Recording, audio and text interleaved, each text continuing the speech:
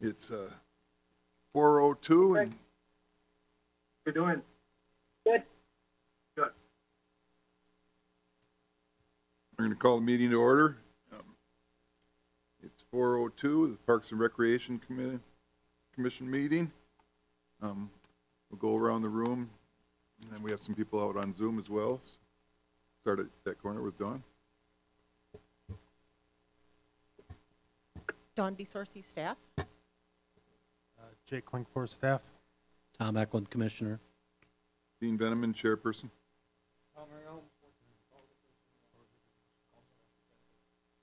Lead Tall Commission member. Craig Barron's on Zoom. Carolyn's on Zoom, it looks like. You can see it this time. Chris is on Zoom. I got it covered? Yep.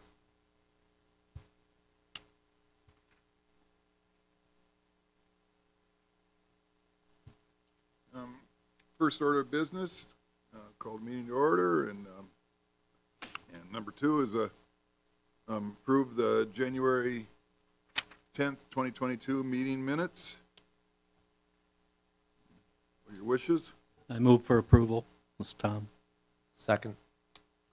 Motion by Tom, and second by Lee to approve the minutes. All in favor signify by saying aye. Aye. Aye. Any opposition? Motion passes. Item number 3, determine the day pass rates for the Aquatic Center. Turn it over to Dawn and Jake. I just included the rates from last season that were sent with the last meeting agenda as well. We did determine the hours at the last meeting, but day pass rates will need to be set. It's not an immediate, urgent thing, but we have gotten some people purchasing gift certificates and things that they want for day passes and that sort of thing. So if it can be decided, we would be good, but if not, we still have some time. Well, I know we had talked. A little bit of a hard time hearing you, Dawn.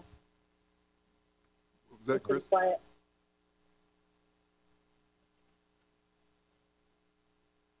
I was just saying we were having a hard time hearing you, Dawn. It's pretty hard to hear, Tyler. You.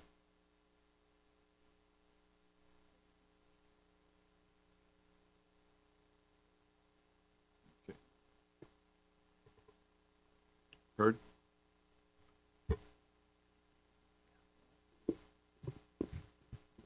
That was more the connection, I think, huh?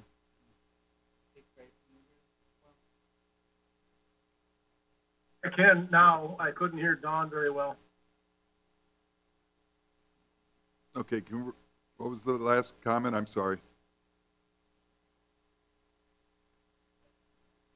I couldn't hear what Chris was saying.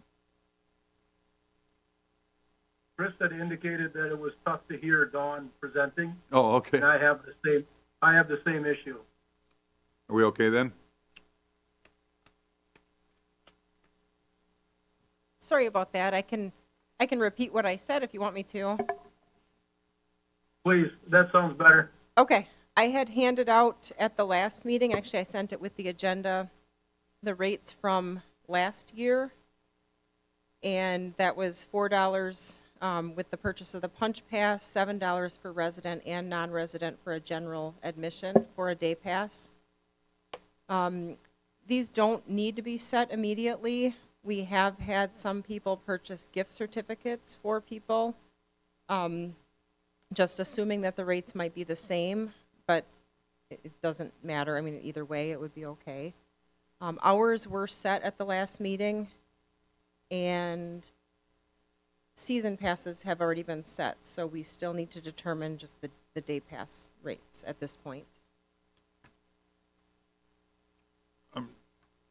Dawn, could you elaborate a little bit about, again, and just, we've done it before, but for those that are, about the difficulty and the geographic issues and what it causes with people in line if we were to have different rates for residents and non-residents for day passes. And then we can talk a little bit about the discount of buying the punch card. So Sure. you could go through that, I'd appreciate it. Sure.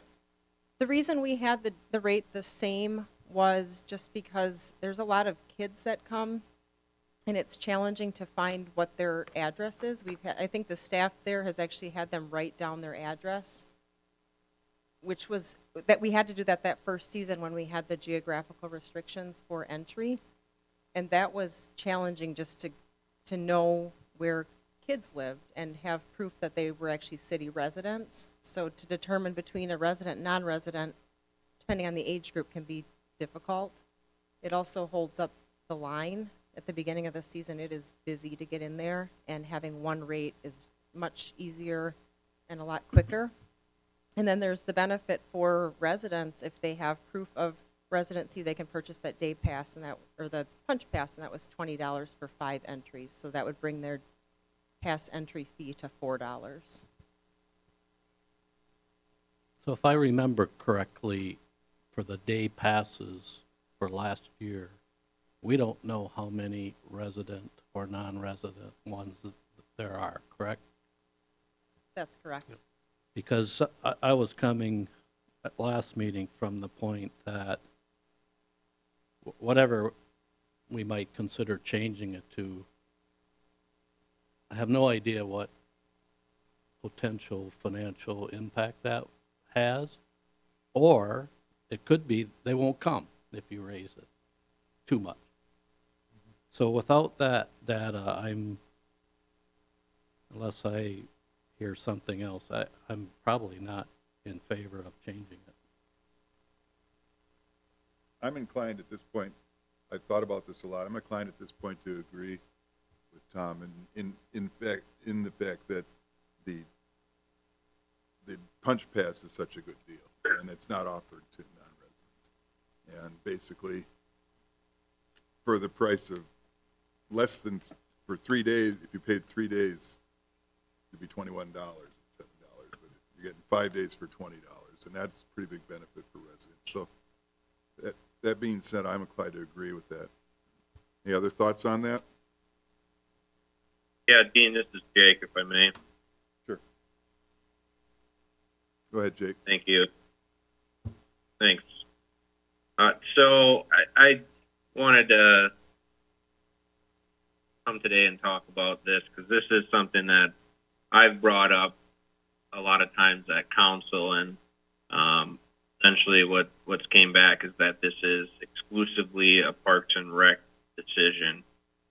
And, you know, with that, I would just like to bring out some information about that I found throughout this process. And the main thing being, and I would like you guys to consider this, is that if you live in the city, you are already paying $70 taxes per year per 100K value in your home. So we have residents that live in the city that paid for this project, paid for this park to be built, continue to pay for it every year, and are paying more to attend the park than people who live outside of the city. This is a solely city-funded asset to be built and operated at this point. Nobody else has contributed. So I'm not sure all of what the Parks and Rec Committee or everybody there in the room is, if you're all Wisconsin Rapids residents or not, but I represent Wisconsin Rapids residents, and I have a hard time explaining to them, first of all, why it's not free when they already pay for it every year on their taxes. Second of all, why most homes in the city are paying more to attend the Aquatic Center than if you live outside the city as a total. And so when I hear season pass rates, when I hear, you know, we got maybe this deal saves them money, maybe, depending on the value of their house, or, you know, we can't invest enough time in finding a way to see who's residents and who's not, is disappointing to me. I go to the Aquatic Center a lot with my family, and I've been there from the beginning. I've been there, and I proposed the COVID restrictions, which got reversed, and I know the geo tagging that we had to do for that, and I actually have faith in the staff up front. I think they've handled everything extremely well, and most of that work is done up front. It's done once when they're entered into the system, and that's it. So whatever you guys decide today, I have no vote in the process, but I just thought these things should all be taken into consideration, not just for this year, but going forward, as to the Wisconsin Rapids residents who funded and continue to pay for this should be getting a better rate, or at least in most cases, hopefully the same rate as outside residents. Thank you.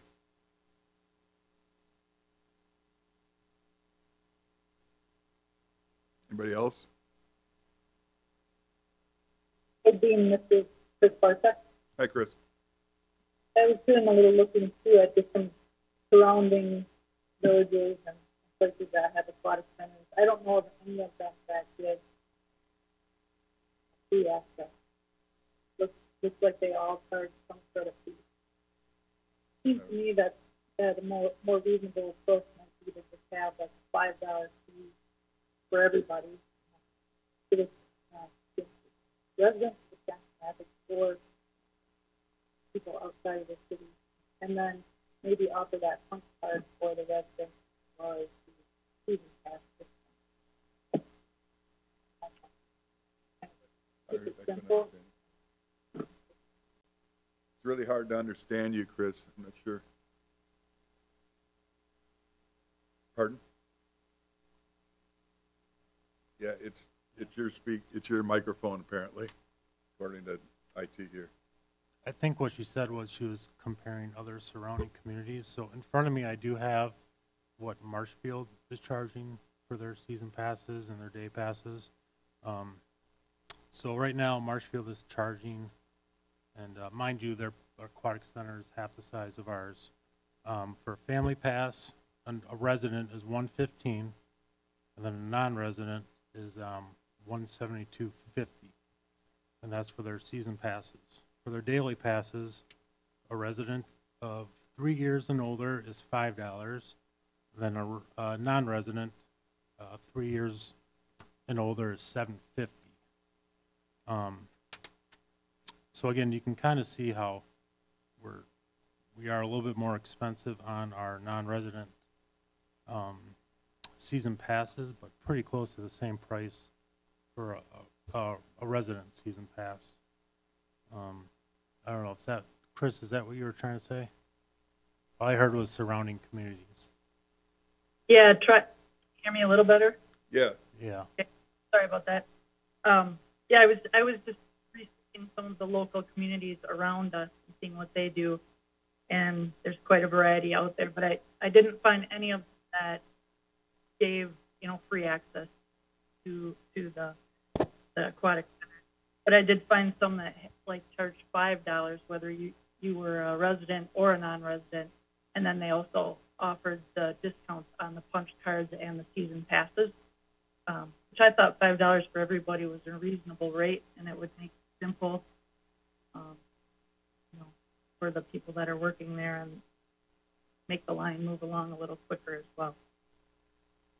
So that was just a little bit of research that I've done into some of the local areas. Dean, if I may. Go ahead, Jake. Thank you. So just to speak to a little bit about what was just brought up. First of all, if residents were to go, their access is not free. Again, they're paying $70 per year per $100,000 on their house. So if you have a $200,000 home, you're paying $140 towards the aquatic center per year. So it's not free. And secondly, I don't think we can assume what the Marshfield Aquatic Center, what was put towards that, if any outside communities put towards that, and that the rates don't reflect equally because our parks are of different size and cost different amounts to build. And I'm assuming, we have different tax and property values too. I don't think we should go off of what other cities or municipalities have done. I mean, the point I'm trying to get across is Wisconsin Rapids residents paid to build a park. They pay towards it every year on their property taxes. I don't think they should have to pay more, which in a lot of cases they are. And being that it's the Parks and Recs Commission to set those rates, it's your responsibility to make sure that they're getting a fair shake. This is the Wisconsin Rapids Park and Rec Committee. So that's what I would just ask of you, if it takes more time to look further into it, figure out what that right rate is, I mean, so be it, but I think it's been something that's just been brushed over quickly. I maybe not just this year, but in previous years, is something we don't need to look closer at. But being the high price asset that this is, and what we paid for it and continue to pay for it, I think more time needs to be spent to make sure that the residents are getting a fair rate. I think one thing we definitely need to do is, it's about awareness as well. I think it's hard to get that punch card discount out to the public. But at this time of year, we're making decisions, yet we're doing it based on, hopefully they'll do punch cards. And it's definitely a discounted rate, and it's a good discount. I understand where you're coming from, Jake, but we do run the risk of them not coming, just like Tom said. Dean, I do agree with Jake, but we have to remember that the cost to build the facility is a cost that we all have to take care of. But at the same time, if we don't charge any rates, where's the maintenance maintenance cost coming from, the upkeep coming from, the employees' rates gonna go? So yeah, we are paying for it with our property taxes, but we have to look beyond that. And, in order to keep it operational, we still need the cost of the passes. Otherwise, we can build it, they can use it, but then who's going to take care of it, And that's where we just have to charge those rates. And I think at $20, just go out there and get the day pass. Get the punch pass. I don't see what's the big deal with it. I think it's not on the agenda, but one of those things involved in maintenance too is we definitely want to look at the concessions prices as well. Tom? Yeah. Dawn, do you have how much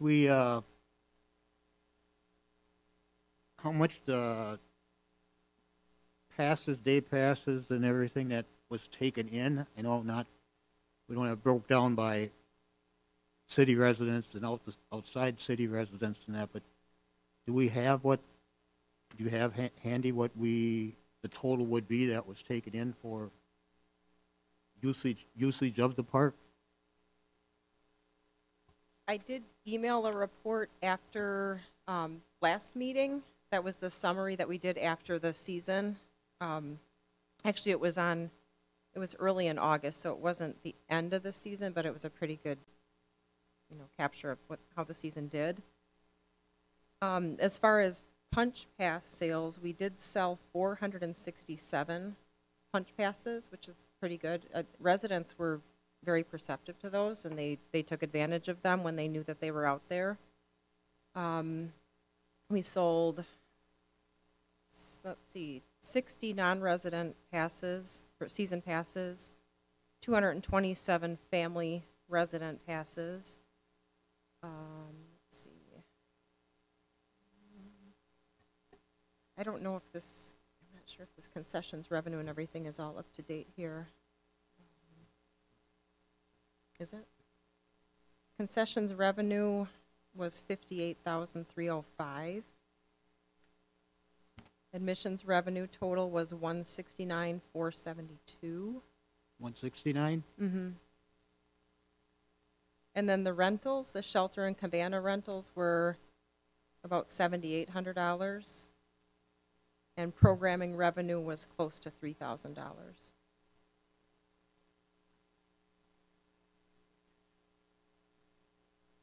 I can resend this report if you want me to. Yeah, okay, I guess I was more looking at, I think the resident, The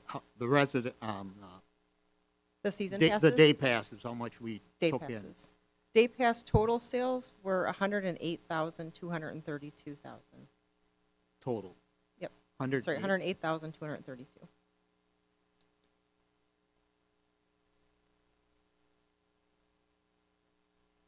That was 15,264 day passes were sold.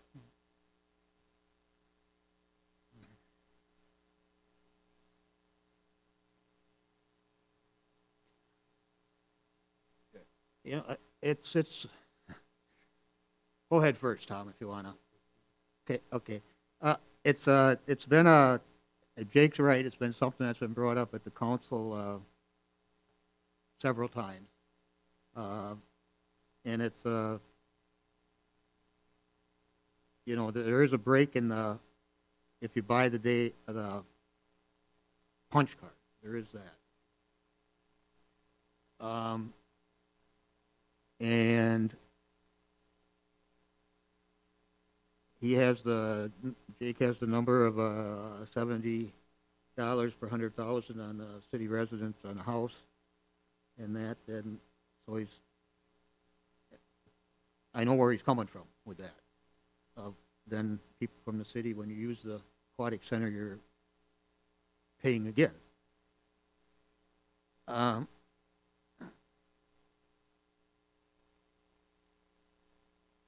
The other, and I don't know how you do it, is that the residents wouldn't have to pay at all when they went on a daily basis, but that would be, then why get the punch card, I guess, but I guess that, and to not go to that, this may be what we have to do this year, but look at how to do something next year differently, other than changing that $4 to something less. Not to $0, to $3 or something to make it a better deal yet or something. So I don't, there maybe there's something we do to tweak the thing for this year, if there is. I don't know, but Or to raise the 7 to 8. well, yeah. So that's and it's obviously we don't want to make so people don't come to the aquatic center. By going too high in that, but I think that maybe there is a way to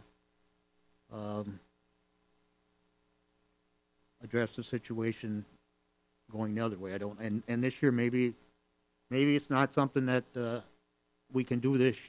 Maybe not this year, but maybe it's something that somehow we can look at between now and next year to address the situation and look at. Further on how to study it or look at it over the course of the summer and next fall or something and to see if there is. So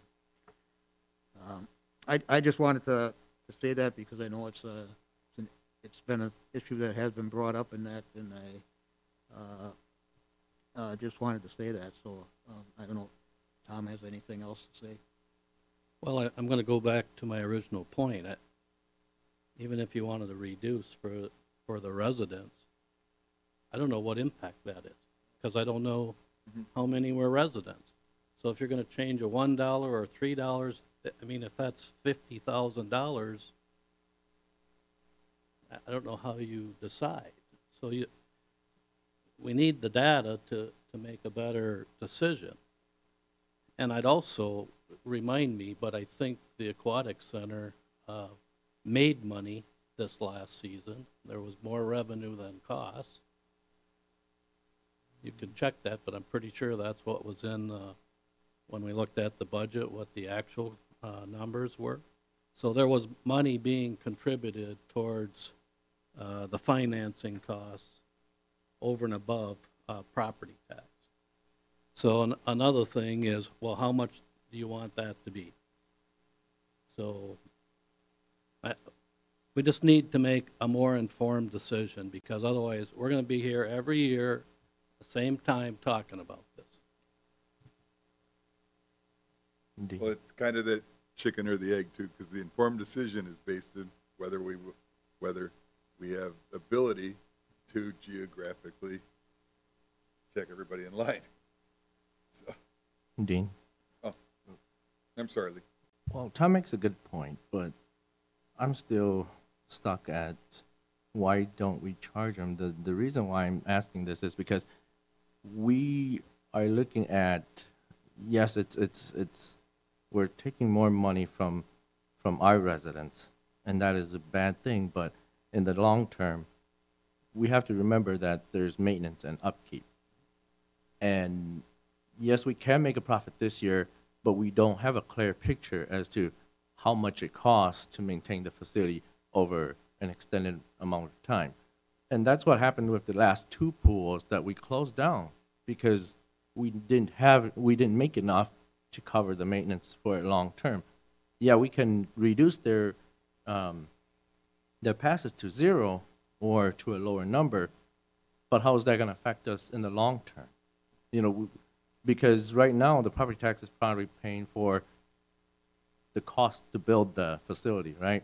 It's not $70 per 100,000 that it's income to the city of Rapids just because we have the pool.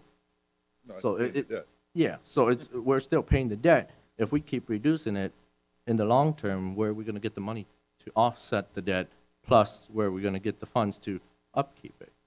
We can have it for 10 years, and then once the facility starts to go down, where are we going to get the funds for that? And that's something we have to look to the future for. How do we keep that operational for a longer time than we did with the last pools? We just kept patching it till we couldn't anymore. And that's how we lose so much money in having to build a new facility every time. I think that's the point I was trying to make. So let's say you know in 10 years you got to spend another $1 million. Just an example. Well, then you better make $100,000 every year to put in the bank to pay for that. And I don't know what that, somebody would have to tell us what to plan for in the future, but that's not going to reduce costs. That's probably going to raise costs. So, but we need the data. That's all there is to it.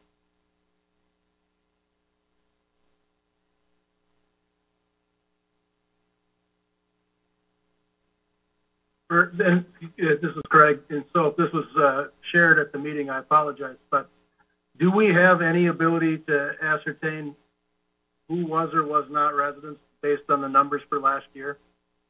Because borrowing from that conversation, I agree with what Lee and Tom are saying, which is if we don't know, you know, what overall expenditures are for sure and overall revenues, and then what those excess revenues are going towards, and how much we're going to need on an annual basis accrued when there are repairs in the future.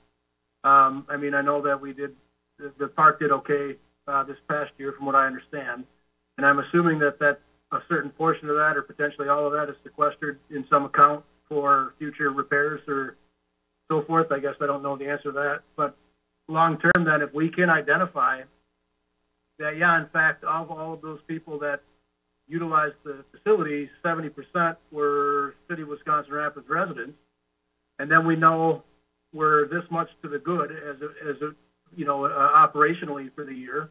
I think that would inform our relative ability to decrease or eliminate costs for individuals using the facility. As it stands now, it's more of a shot in the dark, and I mean, if we can't identify that, I would argue that's something we should probably figure out how we can, because that's a relevant thing. Because also, I don't disagree with what Jake is saying, because that is the only municipality that is technically paying for the bond cost of the construction of the facility, which, as Lee pointed out, isn't part of operations and maintenance over the term of, say, you know, 10 or 20 or 30 years. So it's a complex issue that, going back to Tom's statement, if we cut ourselves off at the knees, it might be great for the next 5 years or 3 years or 10 years.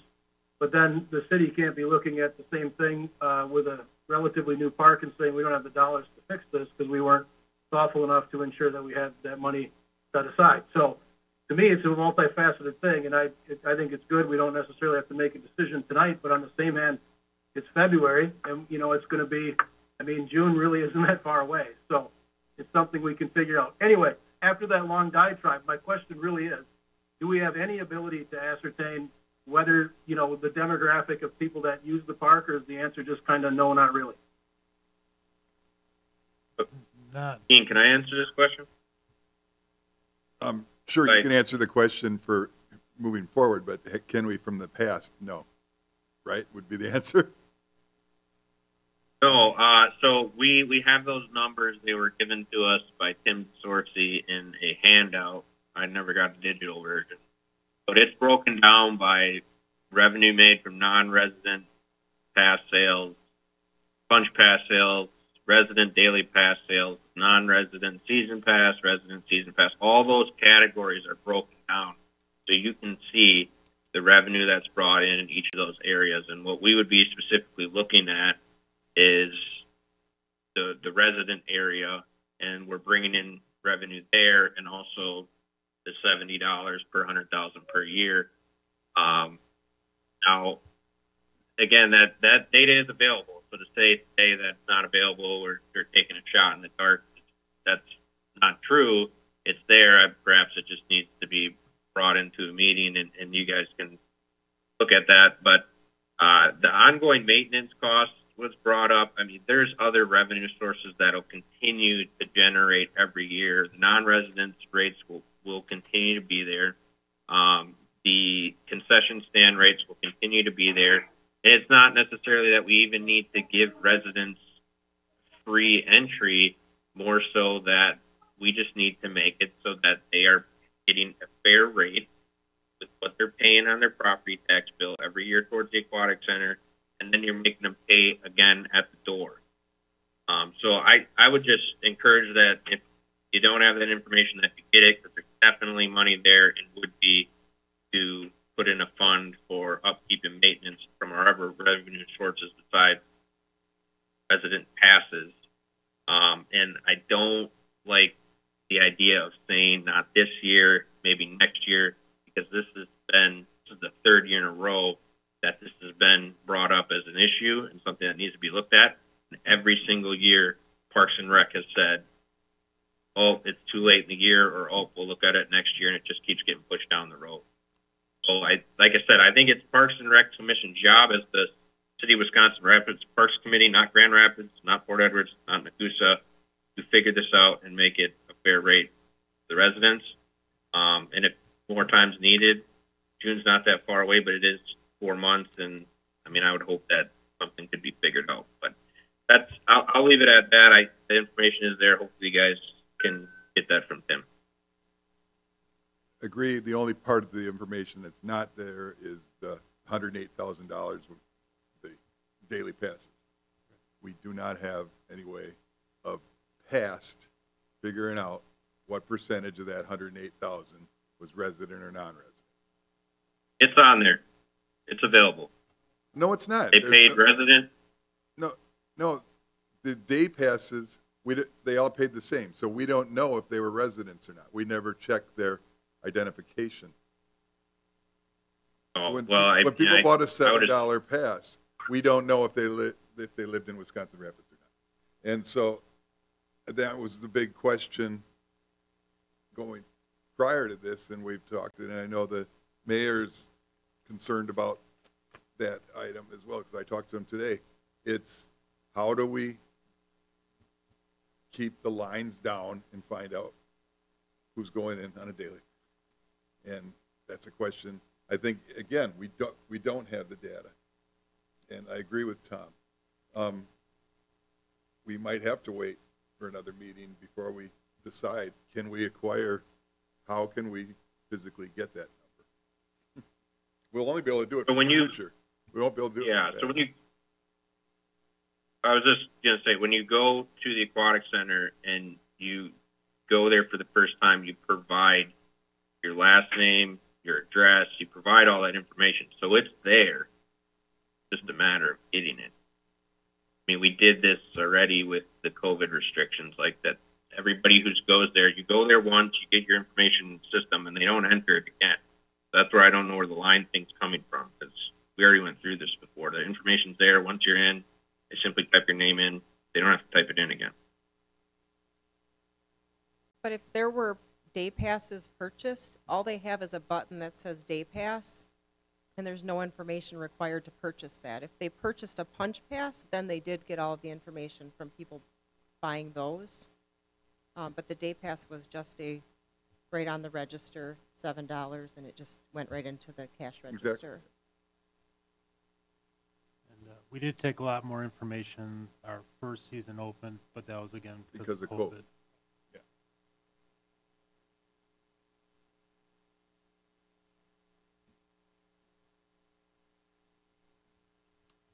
Well, I think we definitely need to look into, I don't want to reintroduce the COVID restriction, geographical restriction, but there is enough concern that we need to find out on this day pass a way to identify.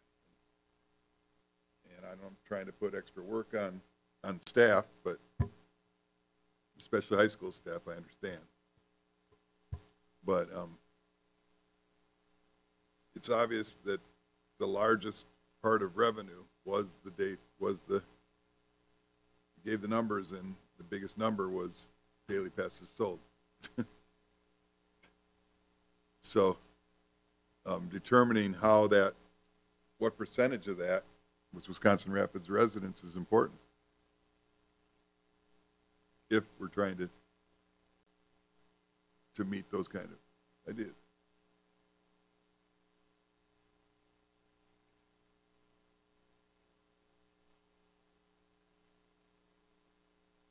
Anybody else? I don't know if we're prepared to approve these rates today at this point. Is that we agree on that? We're not prepared to approve these rates at this point, or to move it to council?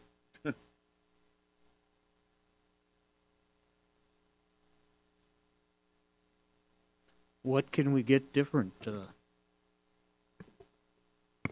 make a decision? I guess that's what we're wondering is what, and What can we get different? Yeah. right, what you can don't we have get to different decide make today. Other than what we have. Right. We can wait another month, but what can we find out in a month? So that was my question. Is it possible to identify, or is it not? Whether you're a Rapids resident or not for that 108,000 daily pass rate revenue? From what I'm hearing, Craig, is it sounds like not. Right. Now, unless somebody has something different, I guess that's my question. Is there a way? And your question too. Is there a way to find out something different in a month or so's time? I think the only way you could find that out is if a non-resident were to come in, we get their, say they live in Vesper, we'd literally have to get their name, address, and then type every person's address in. And again, you're just holding it. I mean, we can try it out this year. It's probably doable in Sportsman's, but I think that's the only way that we could actually figure out how many non-resident people are buying a day passes if we take everyone's address. So I'm not saying we can't do it. So when the numbers were presented to council, it was under the assumption that, or we discussed that it was under the assumption that the day passes were made up by a majority of non-residents because most residents would have purchased one. So I would say, a large portion of that revenue you can expect to be non-resident. We know that a good amount of people coming to this park don't all live within the city limits. You would have to put something in place at some point to identify that, right, to make it right for residents, or do you just never go down that route of taking information, finding who's where, to make it right for residents? And if you did that, at that point, if you're going to collect that information, you might as well have rates set to charge those people correctly. Do that, but that's my thought. I think there's enough information to go on, but I'm not a committee member, so it is up to you guys.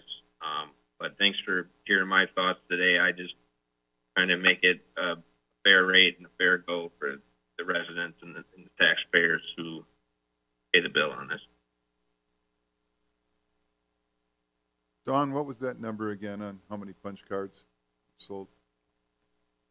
I actually found the more updated end of the season, it was 555 punch passes were sold.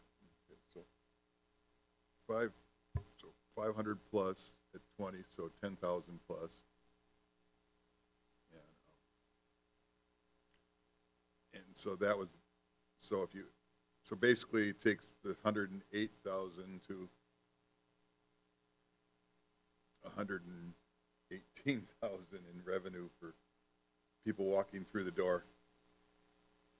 But we only know that, we really only know that $10,000. We really only know that $10,000 was resident. And so from the past, there's no way to tell.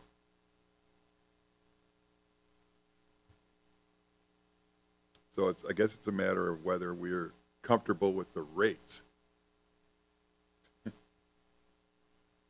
Well, I'd like to see what the council got and then confirm the data, if it's there or not, and we can have it for the next meeting, because we're just going in a circle right now. I agree. Go ahead, if you can resend that report then, updated. You said the previous one was not quite updated, so we can resend the report. And concessions revenue as well. And then we'll table that to next month then. Can we get the expenses too for the year, the operational expenses and maintenance too? And Jake, you said you got that information from Tim DeSorcy? Yeah, so Okay. Tim provided us with a handout at a council meeting that had expenses and revenue. Okay. And it had the revenue broken up into areas and then expenses as well. And I also got the taxpayer rate towards the aquatic center per year. So he should be able to provide all that.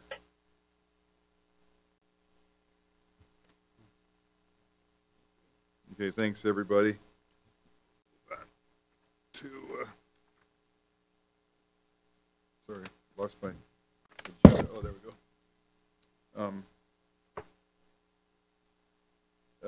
Item number 4 is discuss the development of the subcommittee to determine the use of the Teskey grant committee, or grant money, excuse me.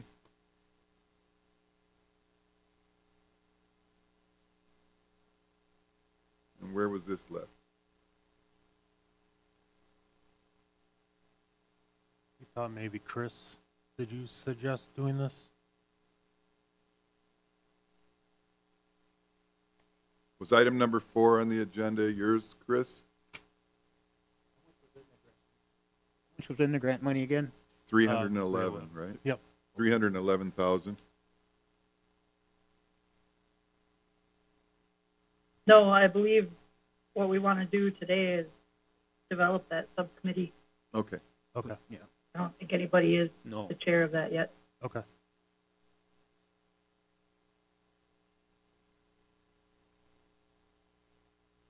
So there is a piece in the comprehensive plan specifically about the municipal zoo, and not all those funds, as I understand it, can be used, because some are maintenance, and I think it's specifically not maintenance. Correct. But was there the playground and the safety surfacing and all that? I think the number for sure that the plan gave was like 60 grand or something like that. Anyway, you can do the subcommittee, but I would probably use what's in that plan as maybe part of what you might want to do.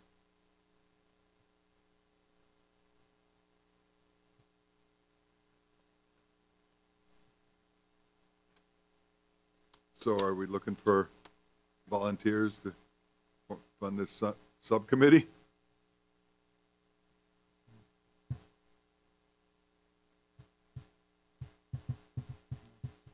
I'd volunteer to be on it to start with anyway, and see where it starts going. I'd volunteer too. Is that Lee? Who was it? Oh, I'm sorry. Oh, Jake. Yeah. I didn't know where that came from. So far we have a staff and an alder. Do we have a, Dean, you can put me down. that was Chris? Yes, sir.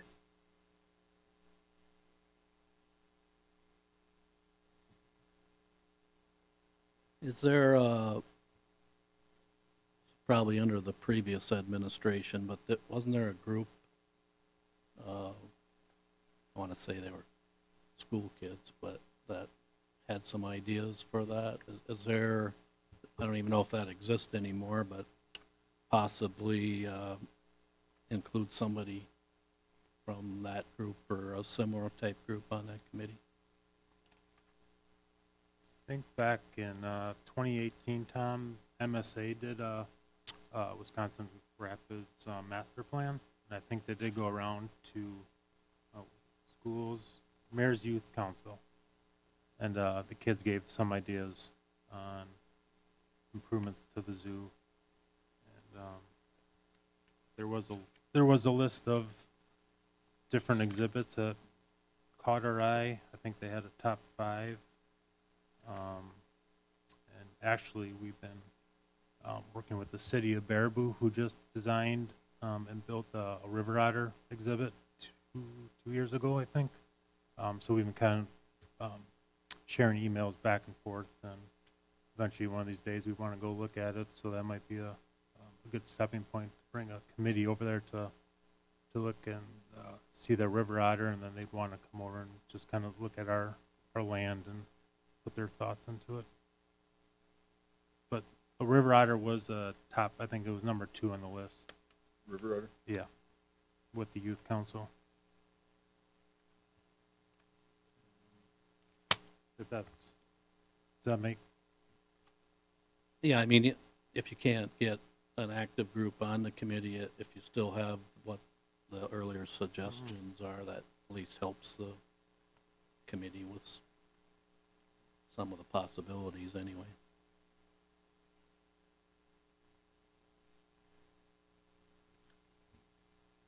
Dean, Yes, Chris.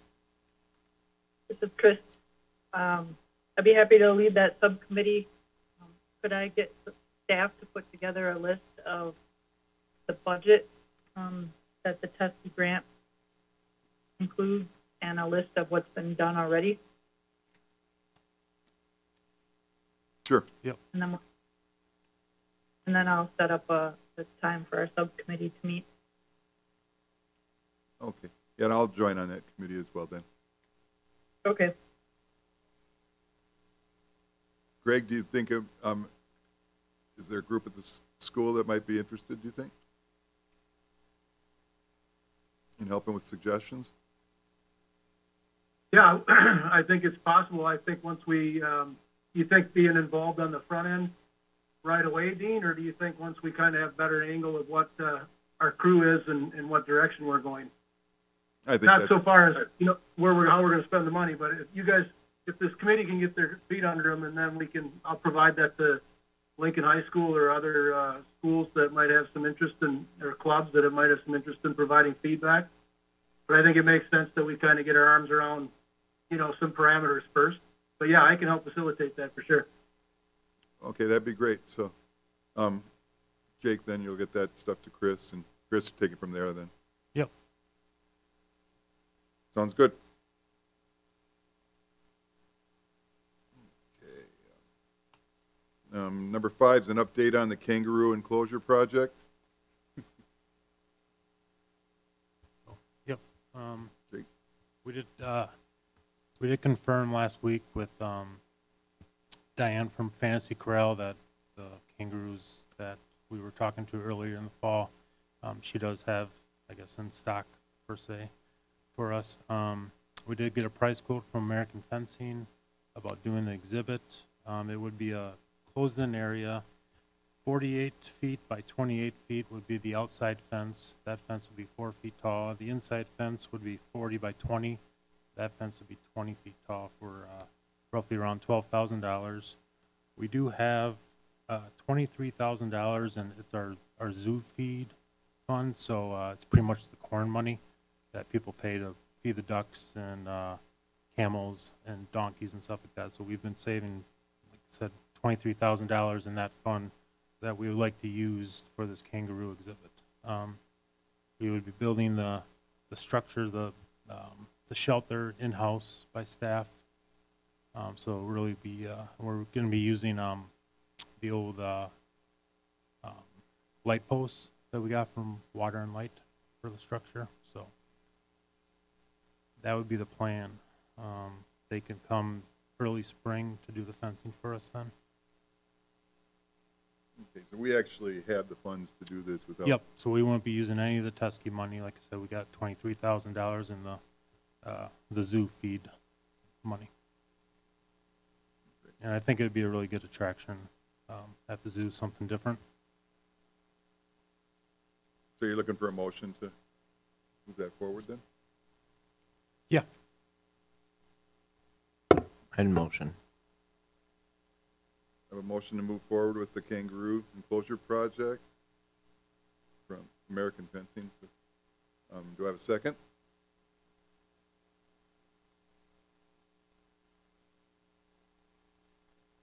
Second. Yeah, motion and a second to move forward with the Kangaroo Enclosure project at the zoo. Any further discussion?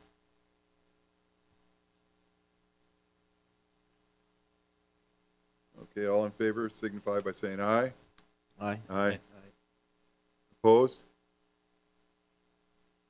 The ayes have it. Go ahead and- Just one addendum to the Teskey fund that I thought of. I think there's a time period where it has to be spent by. Yep. That the 2025. committee needs to know. Yep, So- 2025.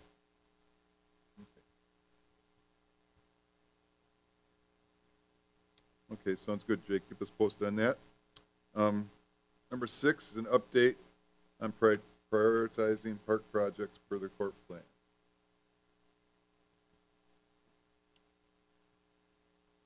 I think our last meeting in December, or January, we just asked everyone to kind of, I think we handed out the CRP plans and for you guys to start just prioritizing. I know we talked about if we want to do one park at a time to, either replace a playground, any type of just upkeeps, updates that we need to do in that particular park that AIR's identified in their plan, or if we wanted to do a priority throughout the city. But to me, I think we should go from do one park at a time.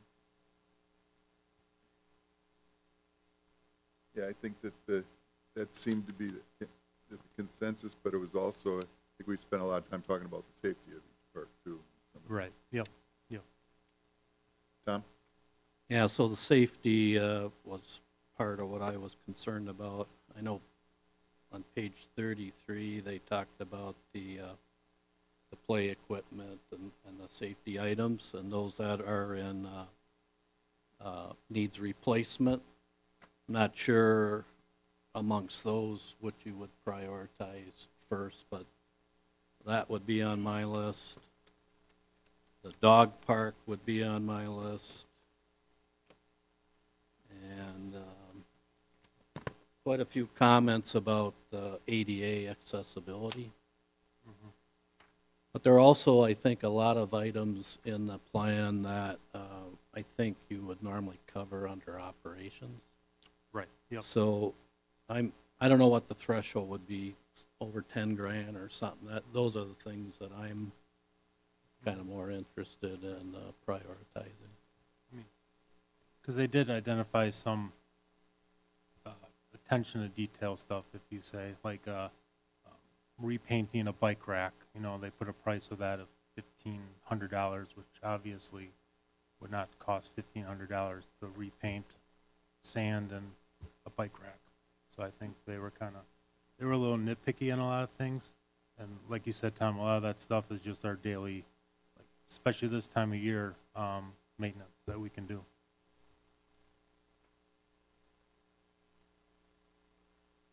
Maybe one clarification too. I'm always confused about the signage they talk about, because I thought in other meetings, somewhere else they might be working on signage. So I'm not sure where that's falling right now. The wayfinding signs? Yes. That would be, community development with Kyle Kearns. And I think he was heading up that project. But does that come here, or is that happening I- somewhere else? Nothing was ever really put across our desk. I'll reach out to Kyle and find out. how Yeah. that's going.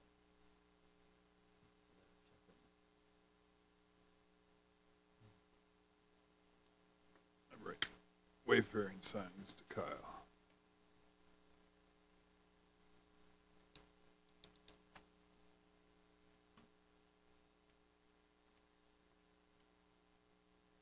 So what are the commissioner's thoughts on prioritizing one park at a time, or little by little?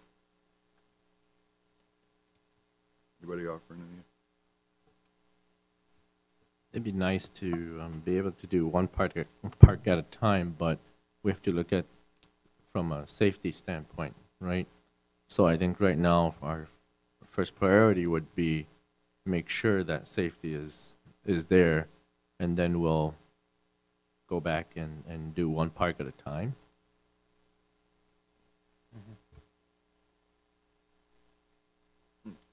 City staff would be giving us recommendations on how to proceed, correct?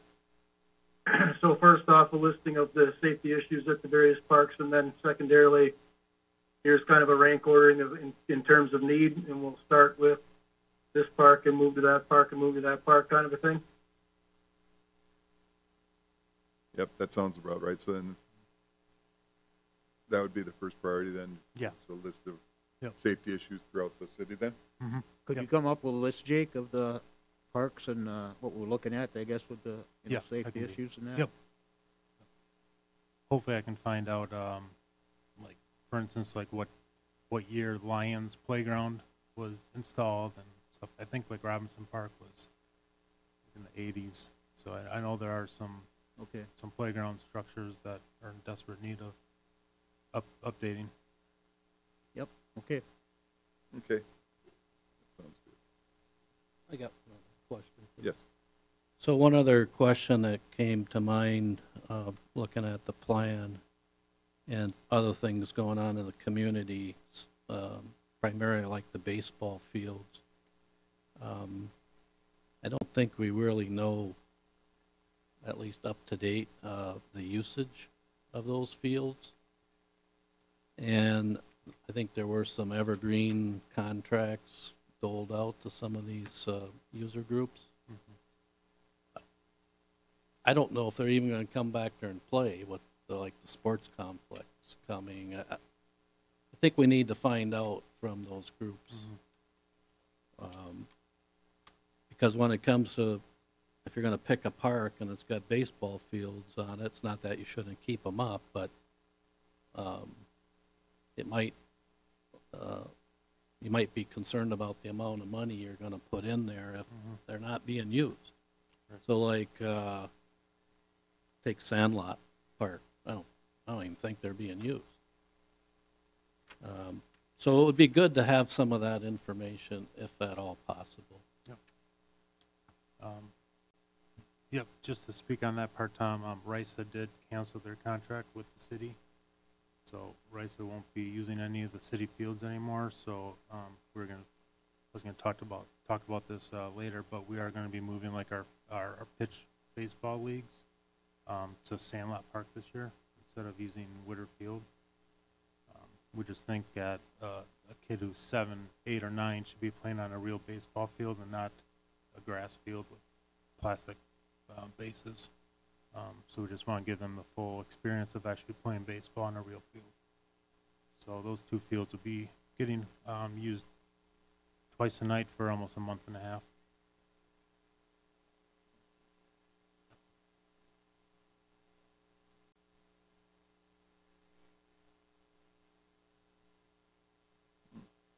So, moving on to the bills.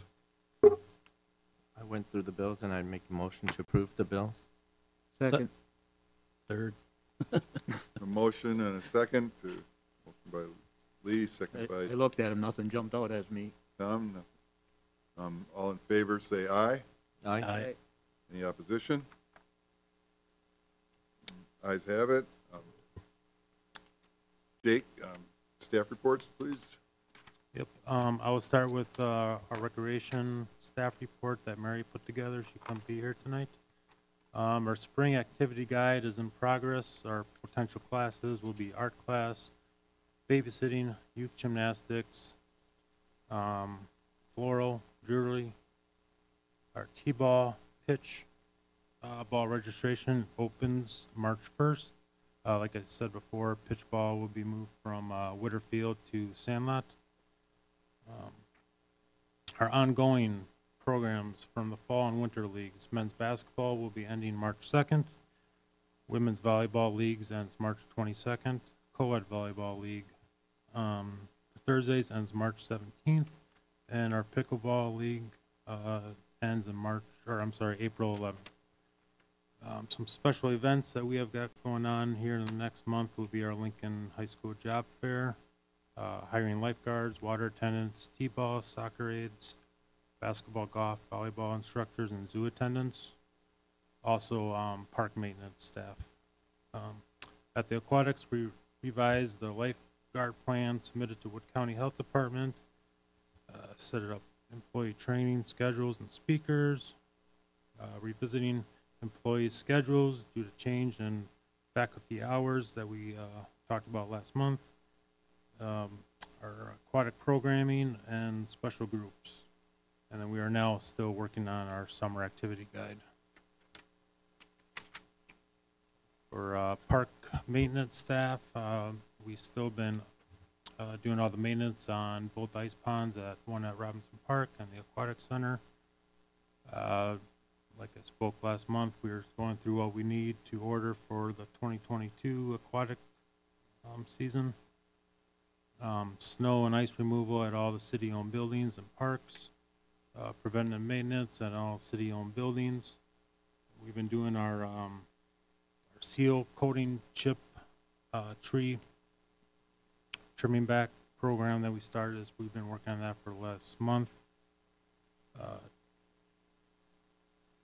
And then we've been working on various zoo projects. Our fabricator is building us kind of a metal kangaroo kind of collage thing that we're very blessed to have him and our staff to do that. And then we've been working on the police station side here at City Hall, redoing the hallways and then putting a bunch of new quarter pads in. That's all I got. Thanks. Actually, a report reminded me of something I wanted to ask. How has the attendance been at the skate park at Aquatic Center? It's kind of been hit and miss. I think our busiest night so far on record, because our attendant does keep track of who's been there. I think the busiest night's been 45 people at one time. I think it averages from, on a weekend, 10 to 15, mostly. So it's hard to say what's at Robinson Park. The only way that we know it's being used is, the skate marks and stuff like that. So that park gets heavily used for hockey over there. Yeah. Well, thank you. Next item on the agenda is adjourn. Do I have a motion to adjourn? Motion. Motion and a second. All in favor, say aye. Aye. Great, everybody. We'll look forward to those reports. Thank you.